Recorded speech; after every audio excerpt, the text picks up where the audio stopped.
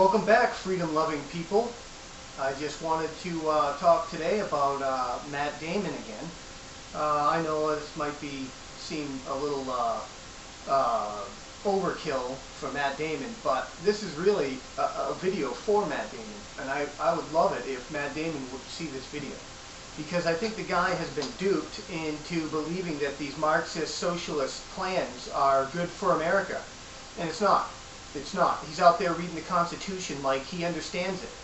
He's been duped into believing that the Constitution works against the people, but really what it does is it works against government. It limits government, is what it does. And this is what I want. This is what I want to say to Matt Damon. Matt Damon, in this book, Rules for Radicals, that's what I'm reading from. Obviously, this is your new Bible that you have been brainwashed into believing is the path to freedom for the people in the United States of America, but actually it's the path to oppression, my friend. And you have been duped into believing that these socialist, communist Marxists in the White House are working hard for the people. No, you're wrong. You've been duped, and you are going to be known in history as a traitor to the United States of America. Okay? Just let me read this real quick. And I'll give you a brief rundown of our history. Okay? The revolution was effected before the war commenced, John Adams wrote. The revolution was in the hearts and minds of the people. This radical change in principles, opinions, sentiments, and affections of the people was the real American Revolution. A revolution without a prior reformation would collapse or become a totalitarian tyranny. Okay, that's from Saul Alinski. In Saul Alinski's book, Rules for Radicals, a pragmatic primer for realistic radicals like Barack Obama and all the people you are supporting. John Adams is telling you right here that the American Revolution never would have succeeded if they didn't have a prior reformation, if they didn't have the people on their side for the revolution, because the revolution would have collapsed. The country would have collapsed and become a totalitarian tyranny. That's what would have happened if we didn't have it in the hearts and minds of the people before pushing for it. Okay? After the revolution, we had a very fragile republic. Okay? Benjamin Franklin was talking about abolishing slavery. And he realized that he did not have the Reformation for it. He did not have the people behind it. At that point in time, people were ignorant into believing that slavery was okay. Our country has evolved since then, you son of a bitch. And we no longer have these things. Okay? So what the founders did is in the Declaration of Independence, they put all men are created equal. This right here set the stage for the Reformation for change. And 60, 70 years later, and also another thing that they put in the Declaration of Independence was that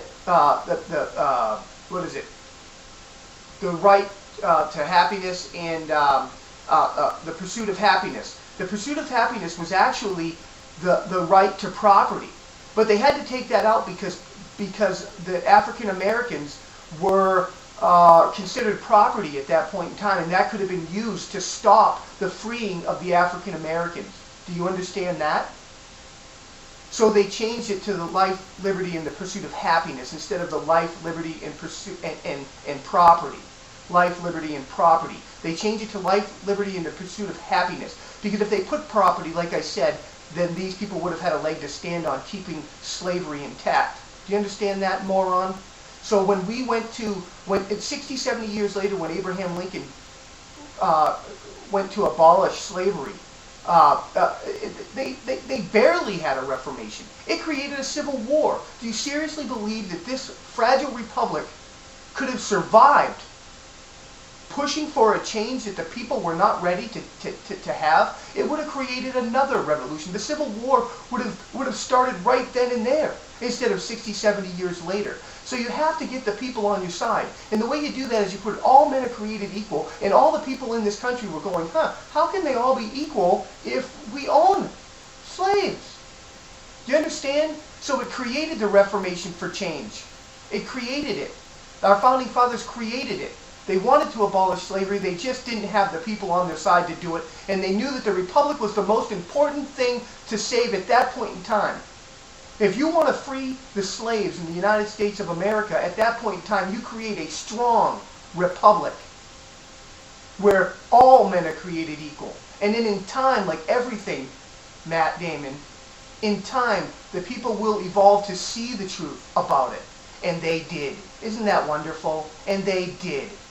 And it took years for them to get all the equal rights that they deserved and still deserve today. And guess what? They got it. We won. You want Americans to feel bad about their history.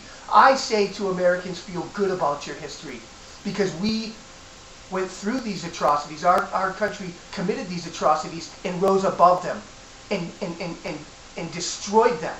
And here we are today in a free society where all men are created equal. Matt, you're giving this totalitarian government the tools to undermine the Constitution and the freedoms of the American people. You are a traitor.